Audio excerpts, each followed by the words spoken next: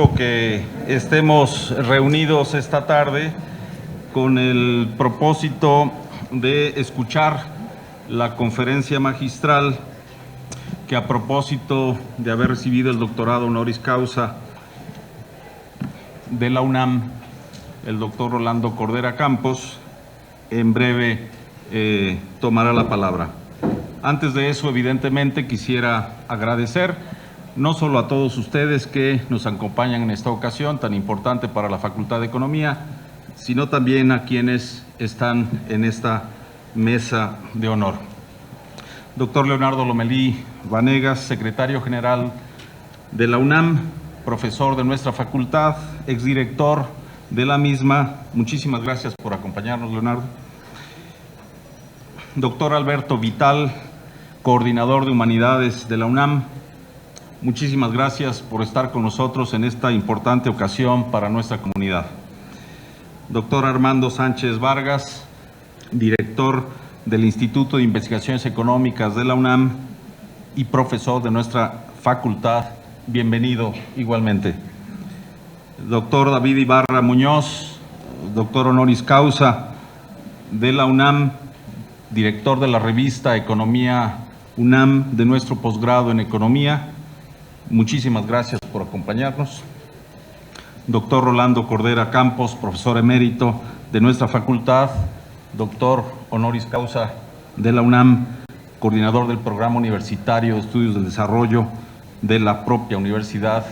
Es un honor estar en esta ocasión reunidos a propósito del doctorado recibido apenas en septiembre pasado. Agradezco mucho también que nos acompañen el licenciado Guillermo Ramírez Hernández, profesor emérito de nuestra facultad, exdirector de la misma. Bienvenido, profesor, siempre es un gusto tenerle con nosotros. Igualmente, bienvenido el doctor Roberto Escalante Semerena, profesor de nuestra facultad, exdirector de la misma, secretario general de la Unión de Universidades de América Latina, UDUAL. Profesor Eliezer Morales Aragón, muchísimas gracias por acompañarnos, exdirector de la facultad. Qué bueno que nos acompaña en esta ocasión. Doctor Carlos Tello Macías, profesor emérito de nuestra facultad. Licenciado Enrique del Val Blanco, director general de planeación de la universidad y presidente de nuestra asociación de exalumnos de la Facultad de Economía. Igualmente saludo, por supuesto, ya lo mencioné, a todas y todos ustedes, estudiantes, profesores. Muchísimas gracias por estar con nosotros. La facultad se enorgullece y felicita a nuestro profesor emérito Rolando Cordera Campos por haber recibido el reconocimiento y las insignias como doctor honoris causa de nuestra máxima casa de estudios en septiembre pasado. En esta ocasión estamos aquí reunidos para escuchar la conferencia magistral que expondrá bajo el título de El desarrollo frente a la democracia y la igualdad. Antes, permítanme leer brevemente, o mejor dicho, leer una semblanza breve de su larga y muy provechosa trayectoria universitaria, la cual expresa de manera, si bien sucinta, sus méritos excepcionales y su muy destacada labor e influencia en la vida académica, universitaria y pública de México. El doctor Rolando Cordera es licenciado en Economía por la Escuela Nacional de Economía de la UNAM, realizó estudios de posgrado en Economía y Sociología del Desarrollo en la London School of Economics del Reino Unido.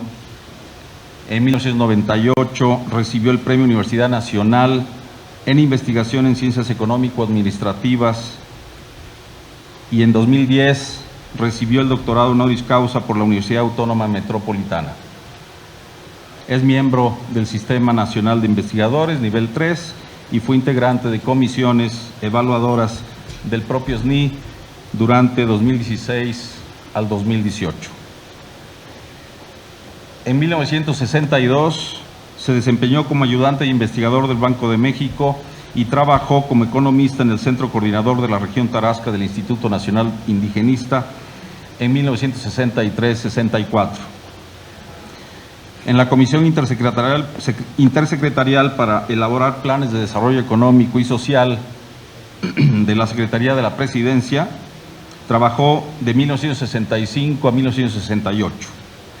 Fue asesor del secretario de Programación y Presupuesto, coordinador del Centro de Capacitación para el Desarrollo, subdirector general de Financiera Nacional Azucarera y diputado federal en la 52ª legislatura, siendo líder de la bancada del entonces Partido Socialista Unificado de México, PSUM. En 1994 fue presidente del Consejo Consultivo del Programa Nacional de Solidaridad.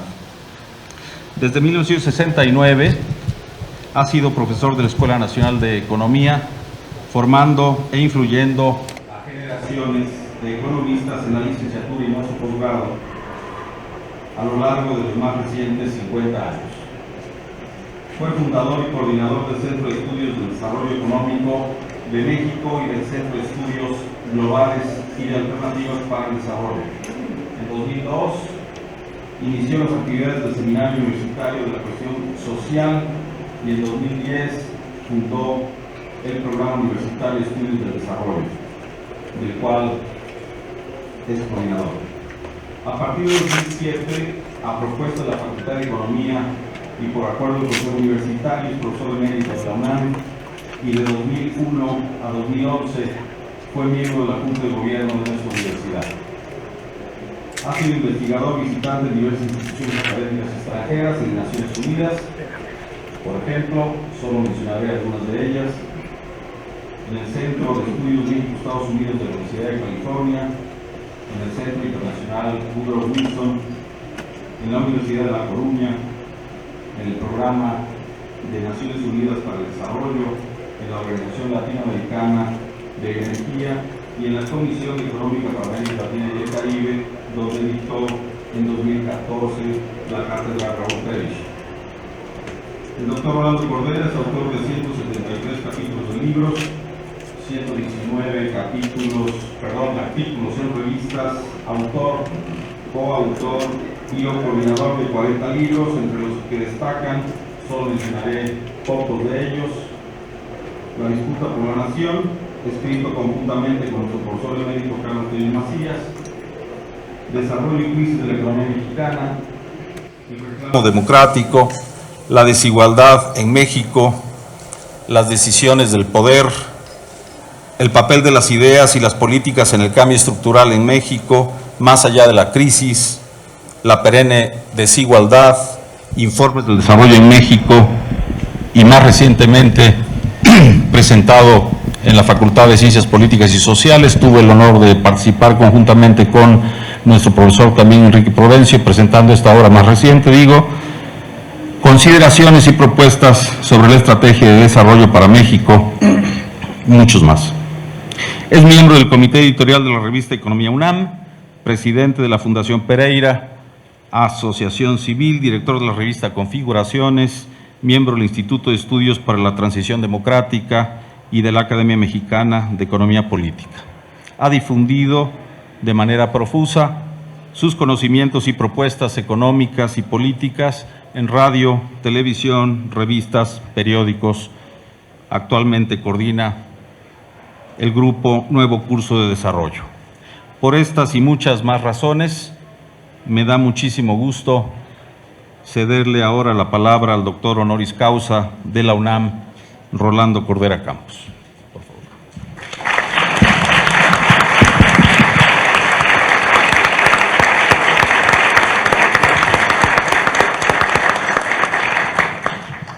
Gracias, Eduardo, por esta generosa presentación y todavía gracias por tu más que generosa invitación a estar aquí. No sé, al terminar la sesión, si mantendré el agradecimiento, pero ha sido para mí motivo de enorme satisfacción el saber que era mi obligación, digámoslo así, después de recibir la distinción del doctorado honoris causa, pues ofrecer una conferencia en mi facultad. Pues a todos los que mencionó Eduardo, pues yo les agradezco su compañía, y a muchos más que están aquí y a los que me da mucho gusto ver. Volvería a citar a Guillermo Ramírez y a Eliezer Morales Aragón, pues por muchas razones en las que no voy a entrar porque le puedo quitar lo magistral a esta conferencia. Y también, desde luego, que me acompañen Clara Husitman, Norma Samaniego, Paulina, es muy grato. Está también José Casar, a quien había yo pensado involucrar junto con Carlos Tello y el maestro David Ibarra en una magistral evasión de mi responsabilidad de este mediodía. Llevamos más de una semana, bueno, llevamos mucho tiempo, como se habrán dado cuenta, todos estos méritos tienen un enorme sustento que se llaman 77 años de edad. Pero llevamos intensamente más de una semana dándole vueltas al tema, ya no solo aquel que despertó mucho interés en parte del gremio a principios del siglo XXI, en torno a la pregunta de por qué no crecemos, sino a una pregunta adicional, sin olvidarnos de la primera, que todavía no encuentra una respuesta satisfactoria, sino ahora la pregunta fue, ¿qué sigue? En efecto, hemos entrado o estamos ya en un nuevo régimen político-económico, o podemos hablar ya de que nos enfilamos hacia un nuevo desarrollo, o como hemos dicho algunos de nosotros, a un nuevo curso de desarrollo. Y estas preguntas fueron abordadas de diferentes maneras, de una manera, por cierto, muy plural, pero comprometida con la cuestión central. La semana pasada, en nuestro foro por un México Social, realizado en el auditorio Silva Herzog del posgrado de Economía. Y ahí, bueno, visitamos y volvimos a visitar mañana y tarde lo que se va perfilando, ya no solo entre nosotros, en el establo, digamos, del progresismo económico, sino en el gobierno, en la opinión pública y en parte del mundo empresarial, como el gran eslabón perdido que nos impide decir que hay un nuevo régimen y que hay un nuevo desarrollo, y que convinimos en denominar como reforma tributaria, reforma fiscal, reforma sendaria. Y por eso dije que, recordando lo que dijo Casar, lo que dijo Carlos Tello, lo que ha escrito y vuelto a escribir David Ibarra, se me había ocurrido voltearles el sartén y entonces pedirle a Casar, a Tello y a Ibarra que nos cuenten sobre la reforma fiscal. Yo los podría animar dándoles la palabra, ¿no? Pero en fin, no me atreví a hacerlo, pero quería contarlo, entre otras cosas porque Elena, mi pareja, no me dio muchos ánimos respecto de la eficacia de la maniobra. Y entonces, dado mi fracaso, pues voy a leerles unas páginas que pude escribir con el apoyo de Ana Galván y de Alejandro, quien me ayudó a configurar unas cuantas, muy pocas, se los prometo, gráficas que en buena medida resumen nuestra saga de no desarrollo por casi 30 años, ¿no? De nuevo, como en el pasado, tenemos que afrontar el trípode de nuestra evolución política como una asignatura problemática. Democracia, desarrollo, igualdad no son procesos que puedan separarse, ni siquiera para fines analíticos. Hay que verlos como una combinatoria cuyos equilibrios son siempre precarios o de corta duración históricamente hablando, porque debajo de ellos está la siempre veleidosa relación entre economía y política, que a su vez da lugar a lo que necesariamente se forja entre el Estado y el mercado.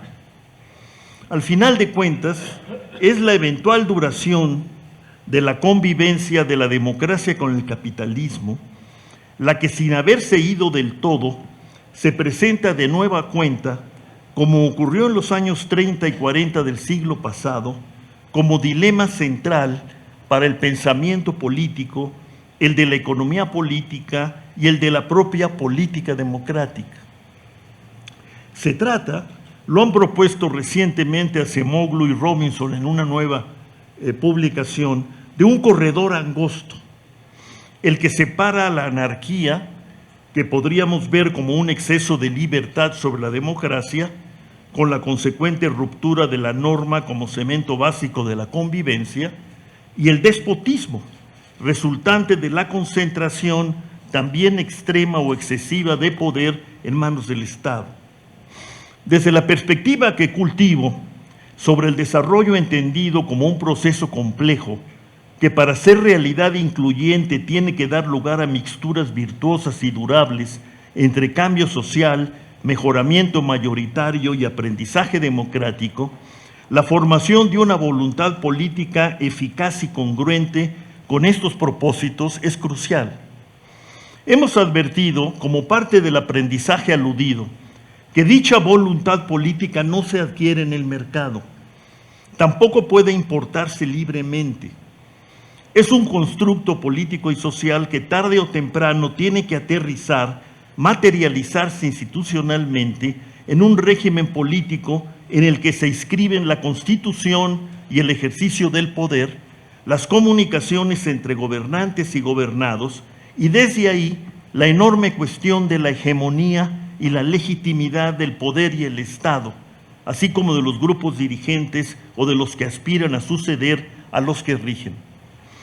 ¿Cómo dar lugar a un régimen legítimo cuya dirigencia pueda presumir de ser hegemónica sin simular la participación democrática de la ciudadanía, para desde esa plataforma de decisiones de y desde el poder desplegar política y estrategias de cambio y redistribución económica y social, así como una nueva, más productiva conversación entre acumulación y distribución?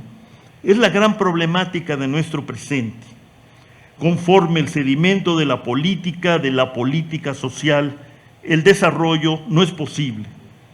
Solo abordándola y traduciéndola en convenios o acuerdos de gran escala que den cuerpo a nuevas formas de concertación política y coordinación social, el país podrá aspirar a navegar las agresivas y hostiles corrientes de cambio y disrupción que se han apoderado de la globalización.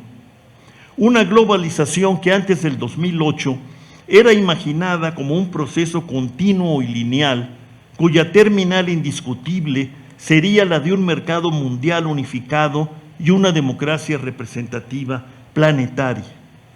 La propia crisis desatada en aquel año y su secuela de gran recesión, junto con el ascenso vertiginoso de China como aspirante a la hegemonía postneoliberal y tal vez a una sinuosa y engañosa postdemocracia, nos han mostrado con dolor que no era así y que en consecuencia el trípode maravilloso de economías globalizadas, crecimientos económicos sostenidos, capaces de sustentar una efectiva convergencia y unas formas democráticas comprometidas con la defensa y la promoción de los derechos humanos, entre ellos los económicos, sociales, culturales y ambientales, no estaba a la vuelta de la esquina. Hoy tenemos que hablar no solo de aquel presente continuo que nuestro querido Norbert Lechner nos propuso como imagen central del gran cambio neoliberal, sino de un presente innombrable, como ha escrito Roberto Calazo, donde lo único que se asienta como realidad inconmovible es el régimen no declarado, pero sí constituido por la revolución de los ricos, que Carlos Tello ha estudiado. Frente a esa constelación de poder económico y político concentrados, la erección de las combinatorias al que me refería antes no solo se ve difícil, para muchos ha vuelto a presentarse como lejana. La búsqueda de atajos retorna como tentación poderosa, sobre todo si se entiende el ascenso chino como un posible paradigma alterno y la democracia empieza a reputarse como costosa y el desarrollo con igualdad como una mezcla molesta y peligrosa. Sabemos que no se puede, tal vez no se deba, pretender desandar el camino andado para empezar de nuevo y ahora sí, como decían los gángsters de aquella inolvidable película de Edward G. Robinson, ahora sí hacer bien las cosas. Lo que no se puede ni se debe hacer hoy es olvidar las lecciones del pasado para imaginar nuestro presente y futuro como panoramas adánicos donde todo debe imaginarse e inventarse de nuevo sobre las ruinas de un edificio derrumbado a golpe de voluntad y desconocimiento. Más bien, habría que decir que la hora es la del reconocimiento parsimonioso pero sostenido de lo que importa y vale la pena para el porvenir, así como lo que debe reformarse o reformularse cuanto antes. Un reformismo histórico acompasado por un conservadurismo filosófico que no tiene miedo a decir su nombre. Lo que es imprescindible recuperar y lo que puede inscribirse en el inventario de los recursos y las retóricas gastadas o sobreexplotados por los nuevos reclamos y apresuramientos. A este respecto vale la pena citar a Dani Rodrik. Dice Rodrik recientemente: creo que estamos volviendo a las bases. La globalización se convirtió casi en un fin en sí mismo. Todo lo que uno debía hacer era globalizarse y listo. Uno crecería y se volvería rico. Pero ahora comprendemos que no es tan sencillo. Existen distintos caminos para globalizarse y ciertamente es necesaria una estrategia de inversión doméstica que sea concertada, acordada, para así obtener y conseguir lo mejor de la economía global. Es así que volvemos a hacernos una pregunta tan fundamental: ¿cómo nos desarrollamos? Pregunta central, la que se nos hace y se hace este notable profesor de Harvard. La desigualdad es un tópico universal que reclama esfuerzos reflexivos y acciones políticas de largo aliento. Central en tanto la desigualdad no solo lastima, por así decirlo, el tejido social, sino que de manera cada vez más directa atenta contra la economía misma y sus intereses. Por una parte, es cierto, está el señalamiento hecho por Celso Furtado, para quien lo que caracteriza el desarrollo es el proyecto social subyacente, expresión de una voluntad política. Pero sin duda también conviene atender, quizás sea mejor dicho entender, este señalamiento reciente del economista catalán Antón Costas, quien nos dice, glosando una reciente declaración de la nueva directora gerente del Fondo Monetario Internacional, Cristalina y no sé qué más. Dice Costas: la relación entre eficiencia y equidad, ahora nos dice el fondo, es positiva. Una mejora prudente de la equidad produce un crecimiento más sostenible y sano, por mejor distribuido. Se trata, dice el catalán, de una verdadera revelación, una epifanía. El hecho de que venga del Fondo Monetario y no del Vaticano lo hace más creíble. Los neoliberales ya no podrán argumentar que la equidad perjudica la eficiencia. Redistribuir mejor es bueno, tanto para la justicia social como para el crecimiento. La desigualdad es, como dijera el presidente Obama, la cuestión decisiva de nuestro tiempo. Necesitamos sortear nuevas avenidas, redescubrir el desarrollo y fortalecer nuestra democracia frágil, reconstruirnos como comunidad, mejores formas de entendernos y cooperar. Me parece que un buen punto de partida sería reconocer nuestros entuertos, entender a la desigualdad como problema del desarrollo y de la democracia, no como si de saldos de batalla se tratara tras el enfrentamiento contra el neoliberalismo. La nuestra es una crisis que arrastramos desde hace años. Es económica a la vez que ideológica, y su seña de identidad es la pérdida general de rumbo. Es a este tipo de encrucijadas que deberíamos encaminar nuestro interés y preocupación, ver como necesidad el fortalecimiento de nuestra economía y de nuestro sistema democrático. Esto debería ser lo central, el pegamento que nos una. Se trata entonces del ejercicio del poder, de ser capaces de identificar nuestros déficits y recursos, de convocarnos a redescubrir la pertinencia y la vigencia del Estado para crear regímenes de seguridad humana y protección del entorno, temas centrales, vitales e impostergables de las agendas democráticas de hoy y de mañana. Imaginar estrategias para hacer del desarrollo un proceso de cambio social y pedagogía democrática, como alguna vez propuso Joseph Stiglitz. Articular nuestra evolución política en torno al desarrollo de los derechos y al derecho al desarrollo.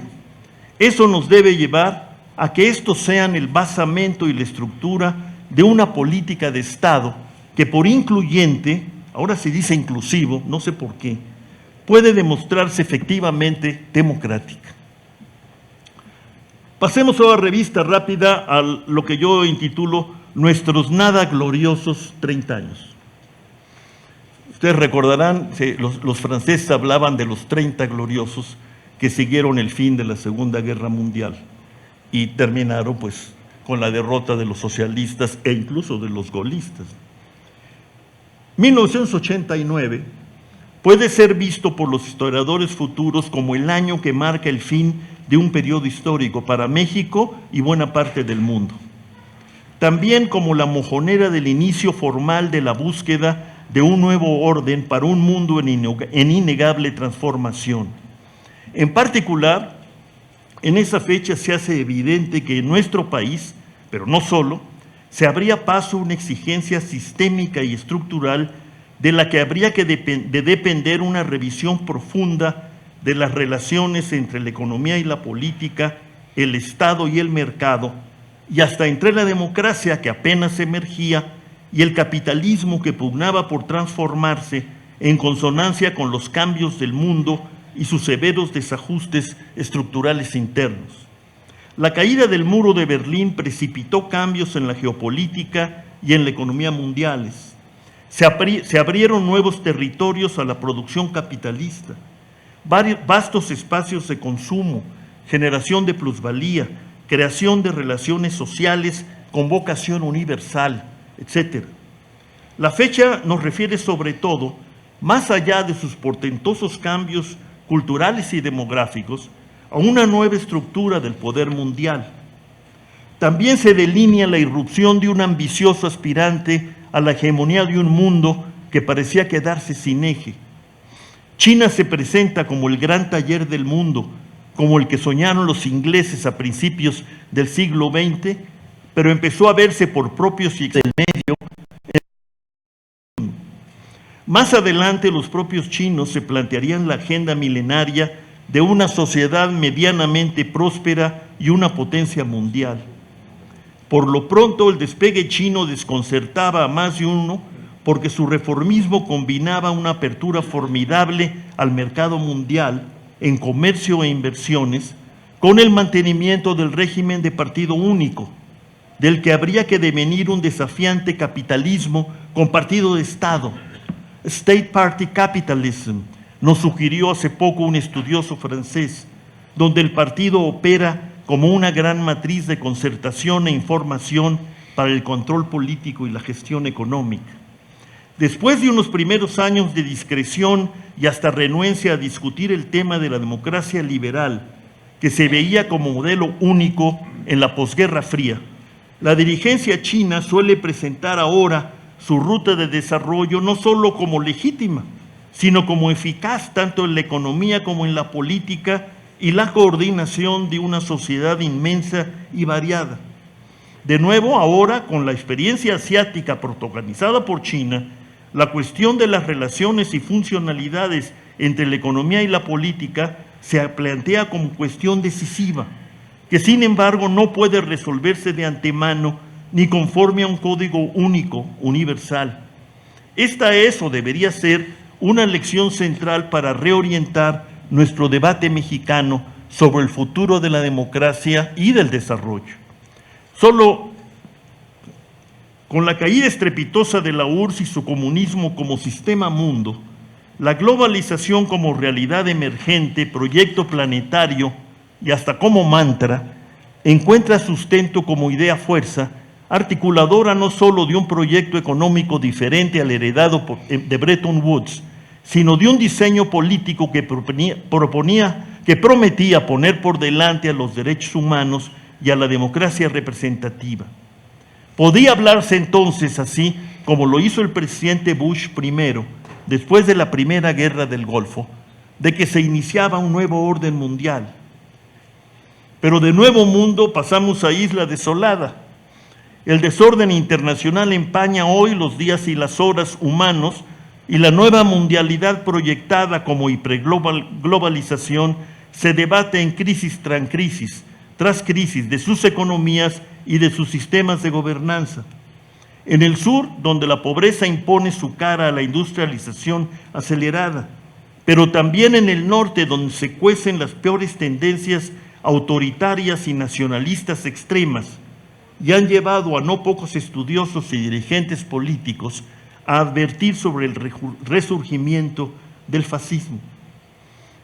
Así las cosas, hoy es posible proponer que el triunfalismo globalizador de fines del siglo XX fue sobre todo una optimista hipótesis de trabajo de la potencia triunfante del enfrentamiento bipolar. Luego vinieron la Gran Recesión y su secuela austericida y la emergencia agresiva de los nuevos discursos autoritarios, encabezado nada menos que por Trump y su disruptivo gobierno dedicado a subvertir lo que queda del orden internacional de la segunda posguerra.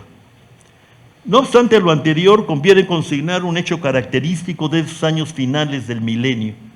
Se trató de un momento en el que varias naciones y fuerzas políticas de Latinoamérica desplegaron estrategias y coaliciones para recuperar o implantar sus democracias y al mismo tiempo tratar de transfigurar el consenso de Washington, de evangelio de la globalización neoliberal a verbo desarrollista, sustentado en las aperturas comerciales y financieras que acompañaban a la globalización del mundo.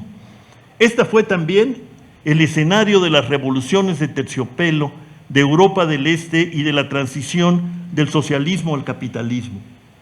En México, bajo el amparo de un Estado y un partido hegemónicos, pretendió entonces seguirse un camino distinto, que desde los observatorios del poder se presentó como una democracia peculiar, que tendría sus especiales modos de renovar acomodos políticos y económicos fundamentales frente a los nuevos planes y dilemas que planteaban la globalización y el fin de la bipolaridad.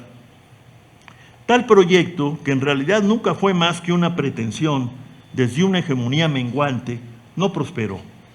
Las razones son varias, pero entre ellas está la acumulación de intereses y miradas pluralistas en lo político y lo económico, que abrió como posibilidad la reforma electoral promovida por el presidente López Portillo y su secretario de Gobernación, Jesús Reyes Heroles, en 1977, y que, considerada cosa menor por muchos en ese momento, probó ser poco menos que una revolución política, como la calificara entonces nuestro gran politicólogo, como él insistía en llamarse, Arnaldo Córdoba.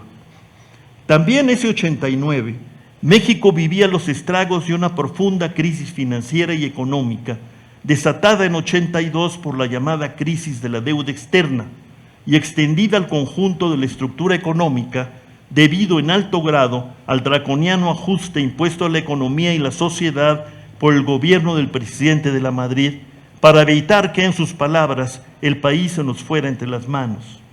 De cualquier forma o hipótesis interpretativa, lo que sobresale en esa época es la fractura no violenta del bloque dominante propiciada por la nacionalización de la banca en 1982. A partir de entonces, el país asiste a la cada vez más abierta exigencia del capital y la gran empresa.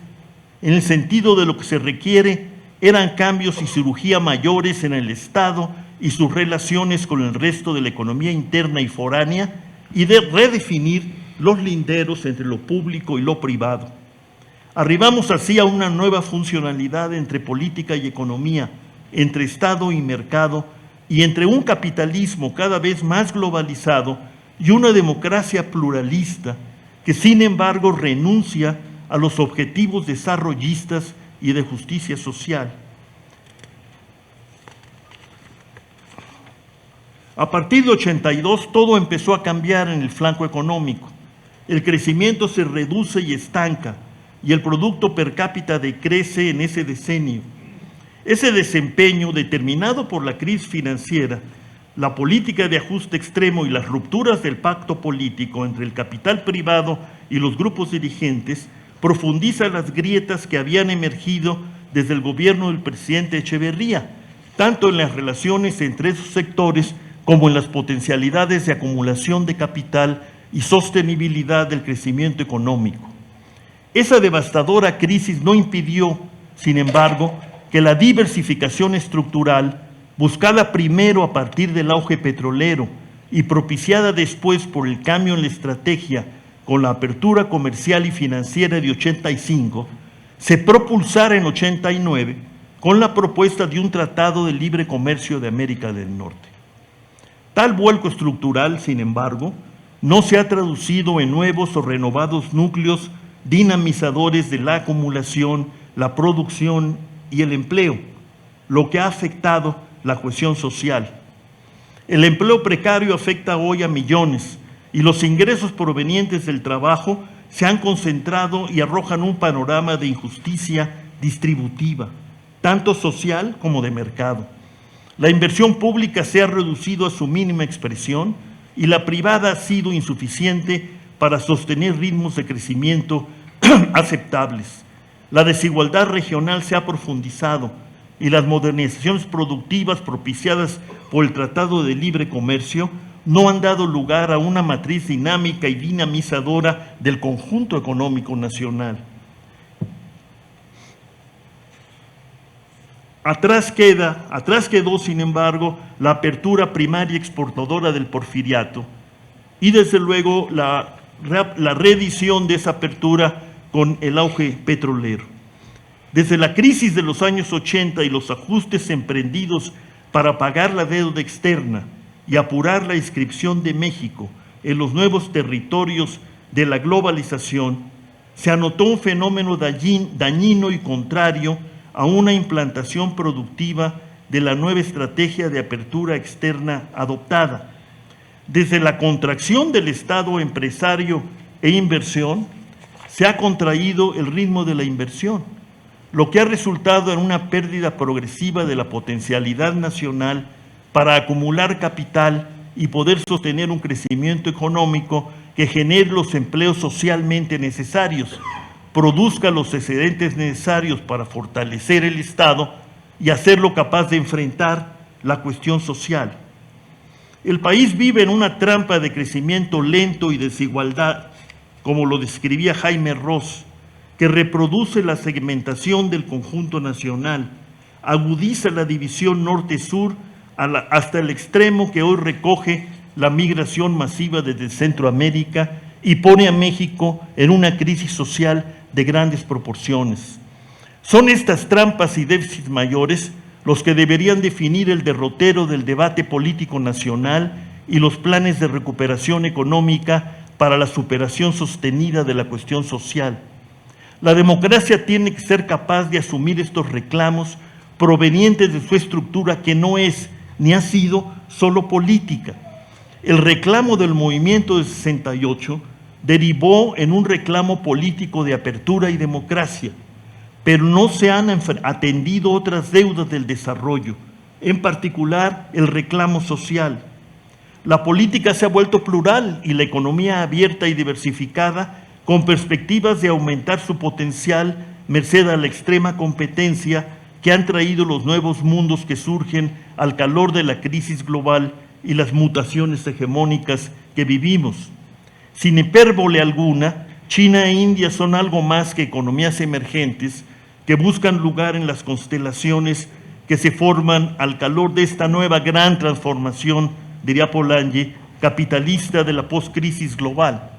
Son con evidencia cada día mayor grandes formaciones de poder y liderazgo en desarrollo que pretenden ser hegemónicas. Sin embargo, es obligado reconocer que estos cambios en la morfología e histología de la política, la economía y los principales medios de comunicación del país con el mundo no han propiciado la conformación de núcleos dinámicos donde pueda asentarse una verdadera, sustancial redistribución del ingreso, la riqueza y las oportunidades. México no tiene una economía sólida ni los empleos suficientes y bien remunerados. Nuestra característica sigue siendo una profunda desigualdad y altos niveles de pobreza. Seguimos incapacitados para sustentar nuevas plataformas de bienestar generalizado, articulado por dispositivos institucionales y dinámicas económicas endógenas inscritos en objetivos de equidad e igualdad. Después de la crisis de 2008 y su secuela de lenta e incierta recuperación, lo que prima como amenaza inminente en los nuevos mundos son los nacionalismos extremos, la xenofobia y el racismo, el olvido radical de los valores de la Ilustración y las democracias sociales que pudieron erigirse en la segunda posguerra. Sociedades más desiguales y crecientemente acosadas por todo tipo de brechas y violencias obligan al capitalismo mismo a preguntarse de nuevo si los 30 gloriosos que siguieron a 1945, más que un avance, fueron una excepción, y que ahora el mundo, en particular las franjas avanzadas, tienen como perspectiva una azarosa transición hacia una decadencia que traería el fin de esa formación económica y social cuyos extremos parecían haber sido modulados gracias a la expansión de las democracias. No se trata de escenarios extravagantes o, como diría don Alfonso Reyes, extralógicos. Son panoramas que señalan realidades presentes y que incluso son enarboladas por las extremas derechas en Europa, en los Estados Unidos de América. La combinación entre economía y política, democracia y capitalismo, Estado y mercado, vuelve como un conjunto de dilemas que por su gravedad exigen acción integral por parte del Estado y unas coaliciones multiclasistas que la sostengan. La hora de una nueva economía mixta para el desarrollo y la justicia social podría haberle llegado a la democracia y el pluralismo mexicanos. Muchas gracias.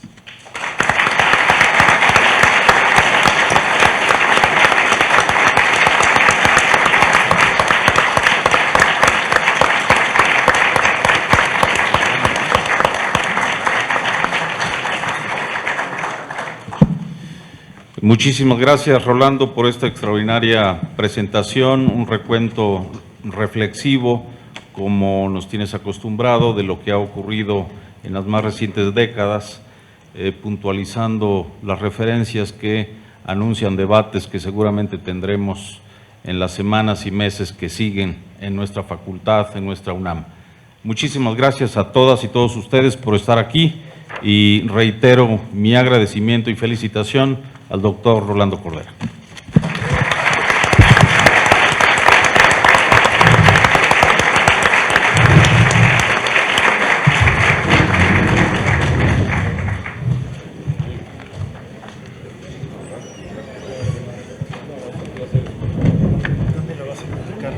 No sé.